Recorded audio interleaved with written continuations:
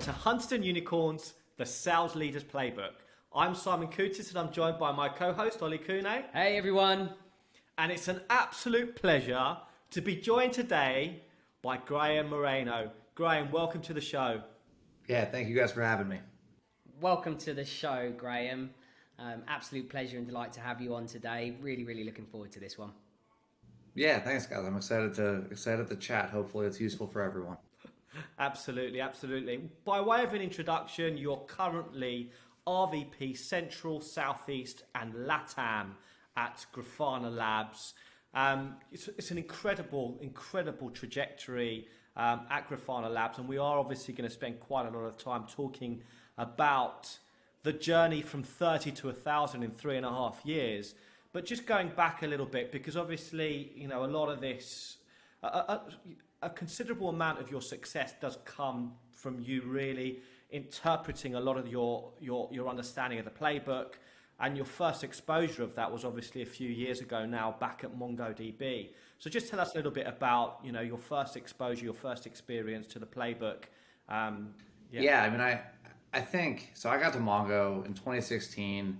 Carlos De La Torre was a big part of bringing me in, and obviously he's had a tremendous amount of success and been on the show. And I think from my perspective, I started my career in infrastructure sales at Oracle, which is a little bit more of an old school sale, and certainly there's some really good salespeople there, but Mongo is the first time that I think I got a real education in what being great as sales looked like, and not just how to be great, but how to measure greatness from PG to discovery to how you're doing different transitions at different points in the conversation.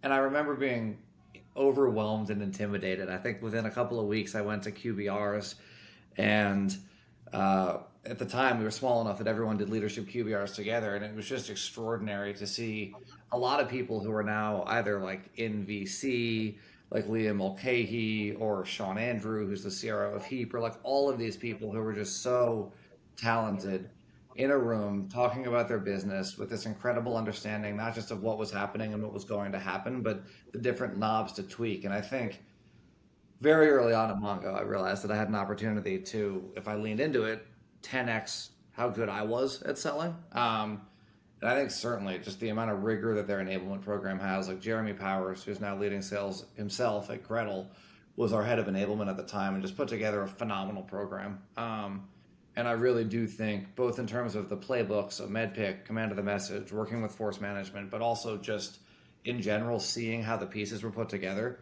was a hugely formative experience. And definitely one that has informed a lot of what we do at Grafana, both things that we have taken and done the same with and things that we chose to do differently based on our experience. So it was really good. It's interesting because you obviously started in a bit of a leadership kind of role at Mongo, taking on an SDR team. You obviously had a lot of success, but then you actually transitioned out of more of a leadership role into more of an IC, and then kind of bounced back into leadership a bit later on. So just tell us a little bit about that, kind of your thoughts around that. Yeah, good question. You know, I think from a personality perspective, I'm definitely someone who enjoys building and enjoys putting pieces together, and I think I get a lot more satisfaction from my job when I'm working for people or through people versus just being an IC. And I think at Mongo, going into the SDR leader role was a great experience. Like, we were growing really fast at that point. It got me exposure to people like John McMahon, like Carlos, like Jesse Green. But I think at the same time, I realized that I had a lot to learn as a seller and a lot more that I could do and a lot more that I wanted to do. And I think I, frankly, am not the most patient person. And I think the SDR leadership role, like, there's people who are amazing at it and it's such a critical role, but it just probably wasn't the best fit for my skill set.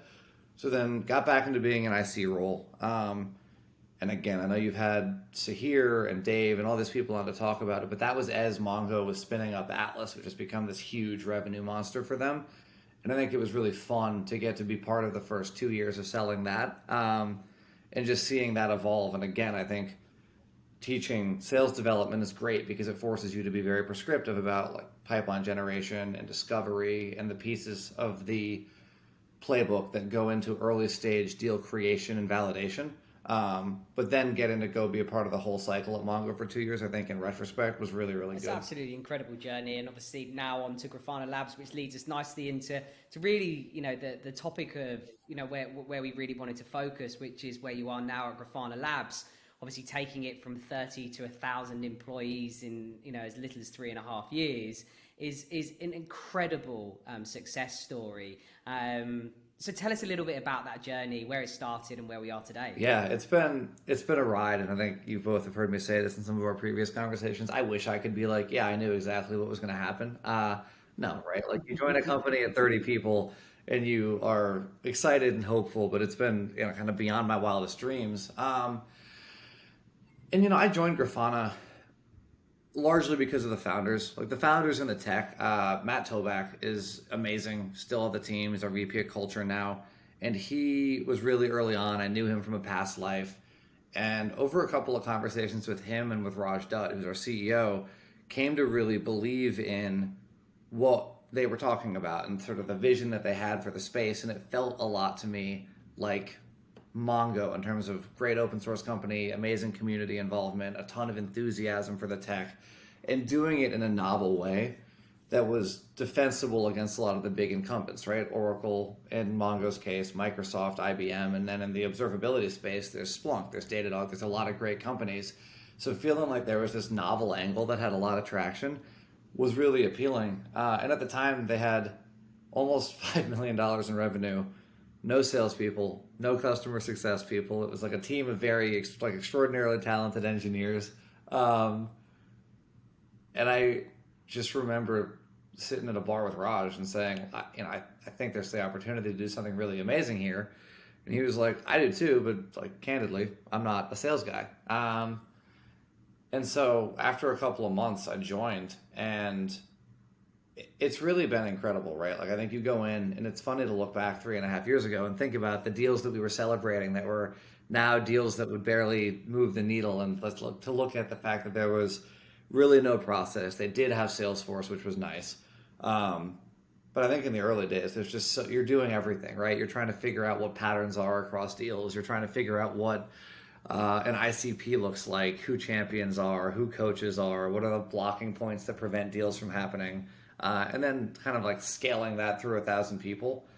It's surreal looking back, because I think it went from there's no process, like do whatever you need to get revenue in terms of like different use cases, different people we're talking to. And then over time, we were able to really hone in on what an ideal profile looks like and begin to focus on that in a way that's allowed us to scale.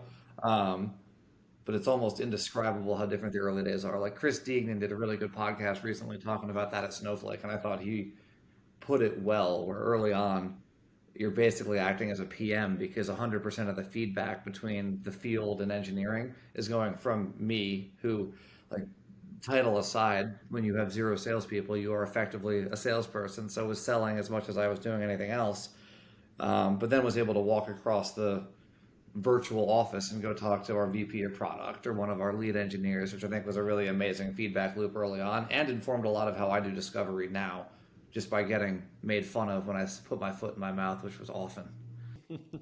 What was the moment when you realized, wow, there's something special here?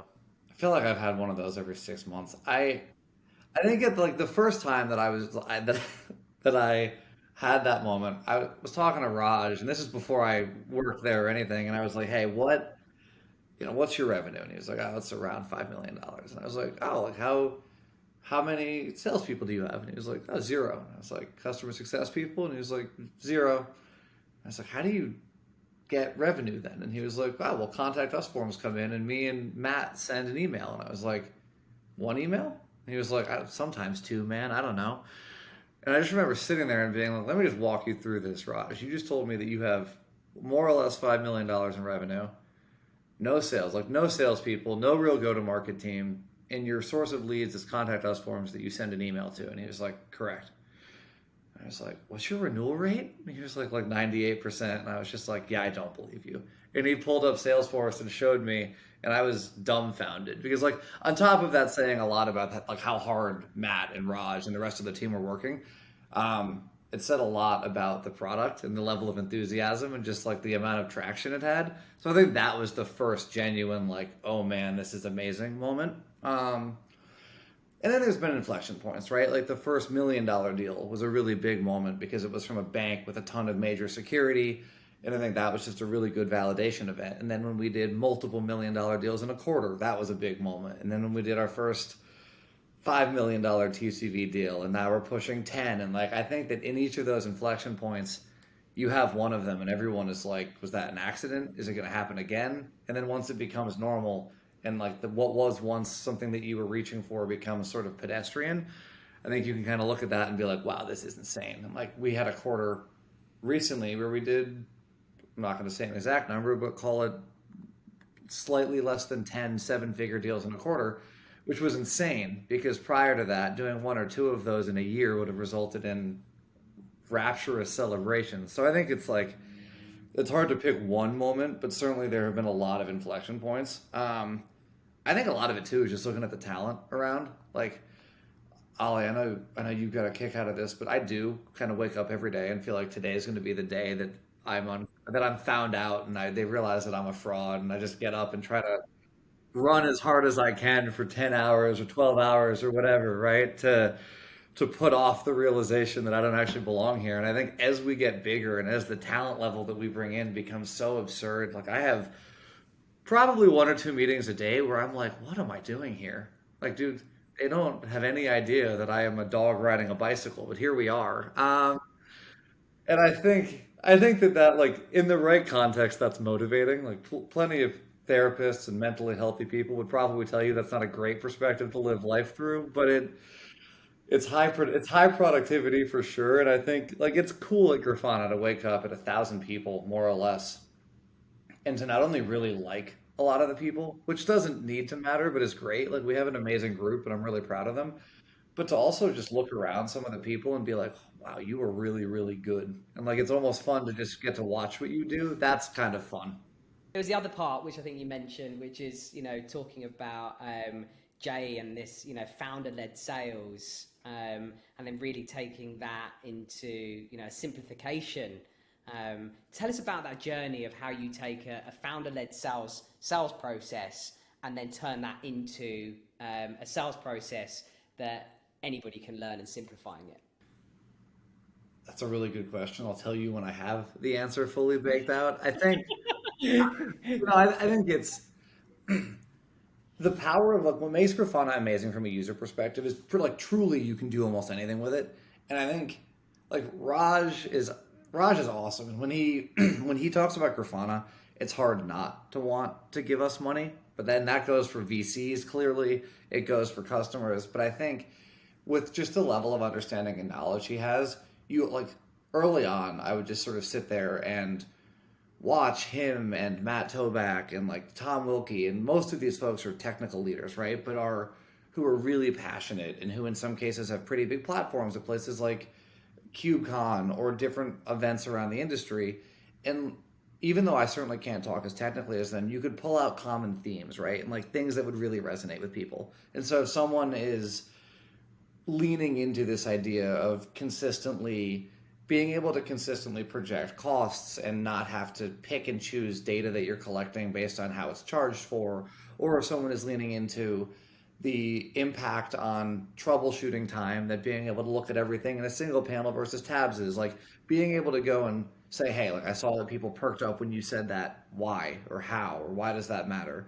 And start to basically do internal discovery with our technical leaders and get an understanding of what the why behind the why was, right? So then being able to say, oh yeah, people are reacting to that because a common troubleshooting workflow is this. And here are all the frustrations with that. And here's how what we're doing solves for that. And like in that way early on, being able to take what was in their brains, which was amazing, but frankly, like not repeatable, certainly to me, and I think a lot of salespeople, and trying to distill that into a couple of like, okay, for this product, here are the areas that we know we're selling on, where we can influence required capabilities this way. We're able to go validate that predictably and get X amount of deals at Y size. And at that point, you start to create a predictable revenue engine. But I think honestly, that simplification process has taken time, and there's been iterations of it, because early on it was we have 5 to 10 sellers over the course of a year, and we're trying to get just the basics that we can go repeat over and over again. And then as use case, like we've been fortunate to have some of our best customers drive a lot of our kind of understanding of how to evolve the product, which I think is great, because you're seeing these companies, whether they're big banks or big tech companies or high growth gaming companies or whatever it might be, go and sort of identify different requirements that are meaningful to them, that are applicable across an entire segment. But I think that was a hugely iterative process, because then we go and do boot camps, right? And see 3-6 months in, like, what was effective, what were people struggling with conceptually, how do we boil it down more, or do we change it entirely? And early on it was myself and Eldon, who was our first, he calls himself the janitor. And I mean, he can basically do anything, so that's not far off. But I think it was just 3 or 4 of us that were kind of iterating on this and throwing together boot camps. And now there's an entire enablement team and teams that are actively interviewing customers to try to pull all of this data out, which is amazing. But I think being able to just constantly be iterating on that and trying to look for patterns and then apply them has been a really, really important part of our success. I think obviously it's really evident that it is an incredible company that you're part of, but the whole concept of hunters and unicorns is built on the premise that great companies good technology doesn't necessarily make a great company. And obviously, whilst there is huge potential, there's obviously it's still required the right people to really drive that strategy forward. So I suppose, it's been quite a ride. You've been there through the various stages. What can you tell us about what the different stages have been and what the challenges have been and how you've had to adapt yourself at those various stages of growth? Yeah, that's a really good question. So, I mean, I think I'd break it into about 4 acts, so to speak, because when I got in, employee 30, right, 32, probably the first year was just us doing as much as we could and taking notes and trying to find the patterns. And it was fortunate to have a number of folks join me from Mongo, so who had the playbook, who had the DNA, who were able to speak in the same language. And I actually think that was really helpful, because you had people who had strong PG fundamentals, knew how to do discovery, and we were all using the same words. And so we were able to go out and say, all right, we're seeing this pattern in banks. Is that pattern applicable in advertising tech? Like, if yes, great. If no, so then we have a banking specific conversation. But I think it really was in that stage trying to balance responding to the existing demand, because there was so much demand that was coming in that wasn't necessarily being responded to in a way that was optimizing that, which was great. But that was a period where we were trying to find patterns and trying to figure out what the playbook could be at Grafana as it fit into MedPick, as it fit into command of the message. And then at around 100 people, we started to bring in larger hiring classes, kind of have enough of a playbook for success that we were like, all right, we give you these 20 to 30 accounts. We have a high degree of confidence based on the ICP we've put together, based on the coaches and champions that we've learned to identify predictably across accounts, that you're going to be able to go be successful within a year, right? And then the third phase was looking at those people and being able to say, great. So we started to break in to these accounts, and now there's an opportunity for some people to have 3 or 5 accounts that they're going to go extract $2, $3, $5 million a year out of, where it's less about, so like new logo acquisition is incredibly important. And I thought Dean had made a really good point that even a $30,000 deal becomes an expansion opportunity later. But I do think the third phase for us was having enough strategic accounts that were spending a lot of money to start to really focus in on how we engage them and how we make them successful, and to have it, because like the thing that I love even now, and this is both about people and product, but like our founders are really, really dedicated to being customer first, and Raj talks a lot about being long-term greedy. And I think we brought in a really good unit to kind of execute on that on the go-to-market side. So like Dave Kranowitz is our head of global sales, and Dave is amazing. Like Dave is the strongest cultural leader I've ever seen. And I think that's a lot of what Grafana's success is based on. It's just like having a pretty atypically, I'd say, positive and productive culture on the go-to-market side. But I think the third phase allowed us to start to do more strategic engagements, larger transactions, while still having people that were building out their books really laser focused on new logo acquisition.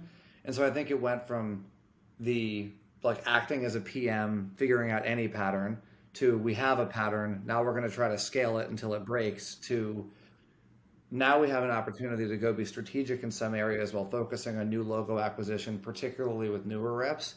And I think the fourth segment that we're entering now, kind of as we get into this next stage of growth, is to start to break out competencies entirely. And like Snowflake did it by verticalizing it. And candidly, I don't know exactly how we're going to do it. We're talking about a number of different ways, but I think we're now at a point that motions are specialized enough that having teams that are solely focused on those is going to make increasingly more sense. Whereas in the last 2 or 3 years, I don't think we knew what that was. So it's just sort of like iteratively trying to get more and more focused in a way that allows us to both be most effective from a selling perspective, but also to serve our customers best. Because if someone is an RD for 5 or 6 strategic accounts, they're going to have a really good idea of how to engage those accounts and the right things to do and what the specific needs for these unusually large, complex organizations are, versus a commercial organization where you do great deals, it's super critical, but by design, the revenue is a little bit more transactional just because the org chart's a lot less complex.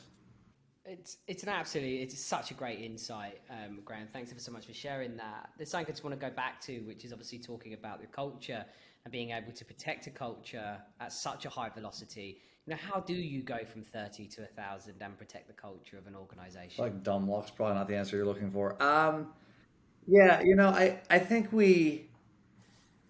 think early on you can be super intentional. And I think now, and it's in some ways a bummer to say this, I think now like big motions or like sort of moments in time mean more because people don't have an opportunity to see the little things day in and day out across the board. Early on, our leadership, engineering, go-to-market, like everyone would get in the boat and like everyone talks about team selling, but I've never seen more engineers, PMs, like whoever needs to get involved in a cycle to make the customer happy will. And we established that culture really early on, and it's just kept being that way. And I think a lot of it comes from like our leaders actually living, like sort of walking the walk, right? Where our VP of product, I feel like every other week is in San Francisco or New York or Chicago or somewhere at a customer meeting, and he's based in the UK. And just a really incredible amount of involvement. And so I think there was that. I think there was early on me, and then Dave Kranowitz, when he joined about 8 months after me, he very much doubled down on this, which is like creating a culture where sales is super appreciative and understanding of the fact that none of us are able to get our job done. If legal, if deal desk, if SEs, if marketing, like all these amazing groups that we work with and partner with to drive revenue, have to be kind of in lockstep with us. And I think the way that you do that is by developing good relationships and making sure that there's sort of open and honest communication. But I think we've all been or heard about places where maybe those organizations didn't operate super healthily together. And I think we've done a good job of that here. And it's not perfect by any means, but I think having that early on just sort of created this culture of openness and trust. And like as we've gotten bigger, I think there is like Roshni, who's our VP of solutions, or rather customer experience, will like ping me in a channel and say, hey, like, are you on this? Can you like get involved here?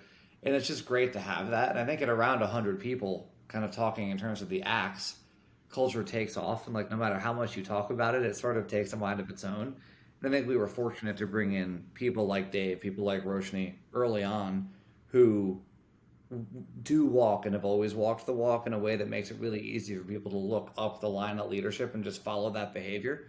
And we've made some tough decisions in the name of culture. Like we had a situation a couple of quarters ago where ultimately one of our top executives made a call. And like in that discussion, it was a tough series of conversations, but they just said, listen, like I get the counterpoints being made, but I'm never going to put revenue before culture. And so like we made what I would call a tough call that I don't think would have gotten made at a lot of places that I've been and heard about in the name of culture. And I do think stuff like that at this scale is like how you earn people's trust that that's something that we mean. But certainly it's been iterative. And now I think a lot of it is just trying really intentionally to make sure that as we get bigger, that people who have a lot of visibility are thoughtful with how they use words and thoughtful with how they choose to act. But I think that started early on with just a really sincere desire to not have a company that was siloed or where different organizations got into wrestling matches politically. Well, you talk about hiring good people at the wrong time as well. I think this is something that you're obviously quite, open about. So just tell us a little bit about that. Yeah, I mean, I think there's different reps that are amazing at different stages, right? And I think a mistake that I made early on, and that I hope to not make again, but probably will, it was that we hired really amazing sellers that were not stage appropriate. And so like a version of that is that when we had 50 to 100 people and we're making all of our own collateral and we're trying to identify patterns and talk to product and build boot camps, like the sort of evangelical sale, like you almost have to be a startup person more than a salesperson at that stage, because you're not just doing sales, you're doing enablement and you're doing, I'll preface this with bad PM work, right? Like every PM out there is laughing hearing a salesperson say you do PM work, but like we were communicating with product and trying to iterate on that. And so someone who might be great at deal management and might be great at putting together a deal and drawing from different budgets groups and going and connecting value to different segments, but is used to a strong support structure, right? If they're used to having a marketing partner or a couple of SDRs, they're going to go into that environment and be like, what on earth is this? This is my worst nightmare. Like I have 7 people supporting me to do the stuff that you're asking me to do. And so I think in the early stages, you needed these people who were willing to do everything and were incredibly analytical about what the outcome was of different efforts, because ultimately you only have 100% to give. So if you're not, like if you're putting in 10% and only getting 3 back, then you probably need to be tweaking that.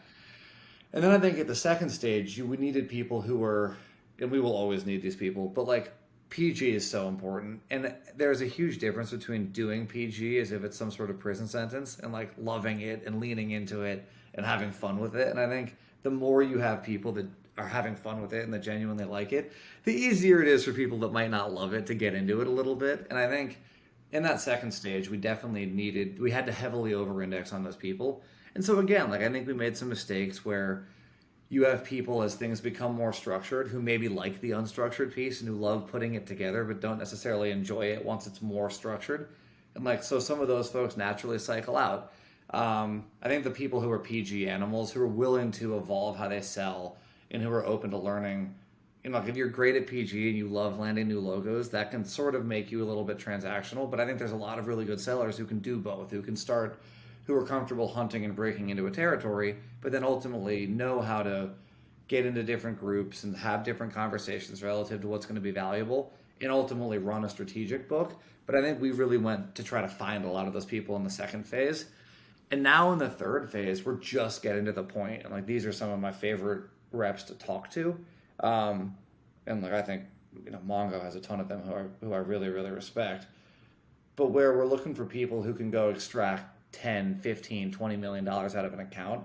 And that's a totally different type of motion, right? Because that is like deep understanding of the strategic priorities of the company outside of what we're selling, right? It's just understanding all of them and who the players are and understanding authority versus influence and really being so kind of sewn into an account that a lot of these people have been badged at a number of their previous companies. And I think we're now at the point that some of our reps are evolving into that, which has been awesome. And we're going to start to bring in more and more people like that because now we have the support structure and the revenue base to go build some of these really large strategic relationships. But I think at any point you could bring in an amazing person for any of those stages at the wrong time. and they'll look like a fish out of water because relative to their skill set, they are. And I think like one of the really tough things about growing the way we have is there's been a number of people who we love who have either chosen not to. Like we get to a different phase and they're like, you know what, I really liked those previous two. I'm going to go back to that. Or when you're growing this quick, I think some people just get tired. And so that's been tough. Like that's been the other hard side of the growth is some people who we really love and care about cycling out. But from a phasing perspective and just what we've seen, that's definitely been the Grafana experience. It was pretty similar, honestly, to what we saw at Mongo too, where like some of the folks they have there that are doing enormous transactions for them might not have been super happy when we had 400 people and were hitting the phones pretty hard.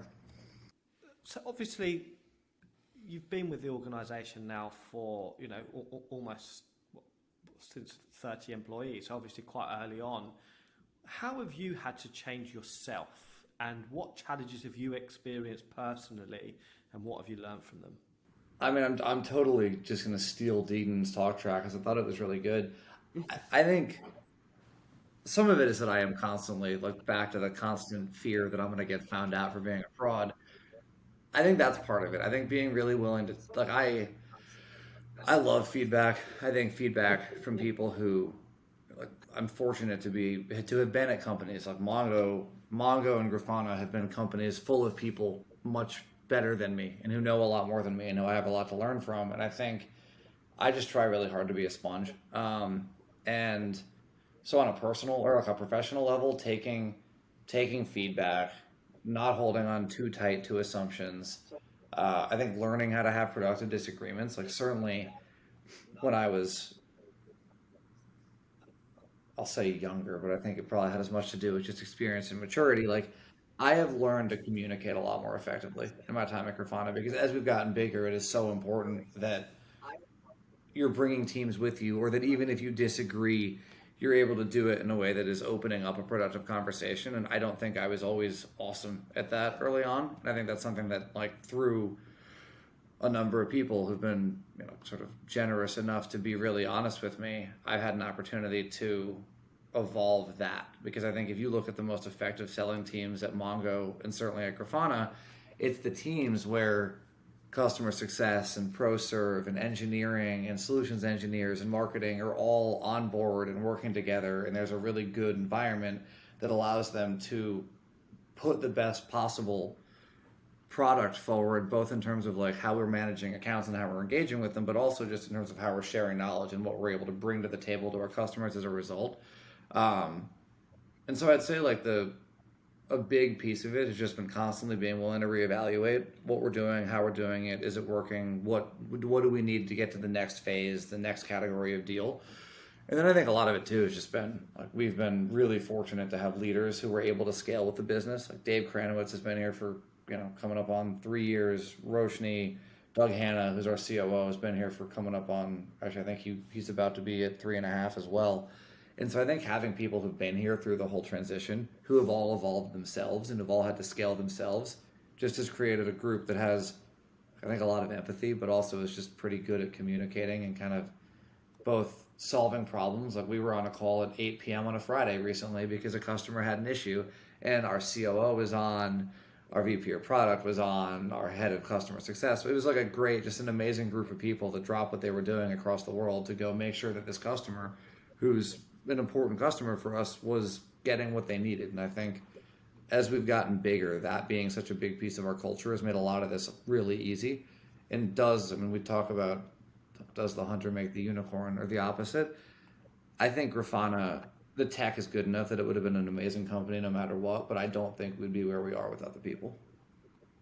I think this is the point where we really kind of reflect on what we've spoken about and what we've heard today, Graham, because it has been, a really incredible journey, and you're obviously someone that's very, very humble. I think throughout throughout the conversation, it's evident that you've never seen yourself as the finished article. I think at every stage you've been willing to really kind of put yourself and immerse yourself in the various challenges and really just be present with it and really just work out what needs to. And I think that requires a lot of self-reflection. But I also think at the very core of that is the point you made about kind of living and breathing that I suppose there is that inferiority complex, but it's not inferiority complex. It's being self-aware enough to realize that I have to be better, and I have to keep on, growing and developing, and not many people can survive the various acts of the evolution of a company that's going through such an aggressive expansion. But I think that's a real testament to you, and I think it's really amazing to see someone that is so passionate about the journey you're on, and you've obviously found an organisation that can really bring the best out of you. So just want to say a massive thank you for you taking the time to speak with us today. It's been truly great spending time with you today. I'm sure our listeners and our viewers have taken lots from it, and absolutely thank you. Yeah, thanks very much, guys. It's been a pleasure. And yeah, certainly, I think I've made too many mistakes to think of myself as the finished article. So hopefully we're a ways off from that. But I really appreciate the time. This has been really fun, and hopefully some folks took something useful out of it. Absolutely, I'm sure they will. Graham, you're a great guy, mate. Really do appreciate your time. The audience is going to absolutely love this. Lots of nuggets of wisdom. So again, really appreciate you coming on the show, sharing some time in your busy schedule just to share some of that wisdom with us. So thanks ever so much. But to all our listeners, thank you so much for tuning in today. And please do hook up with us on our various social media platforms, and from LinkedIn, Spotify, iTunes, and obviously YouTube. But please do stay in touch. Please do stay tuned in, and we look forward to welcoming you back for another episode soon. Thank you.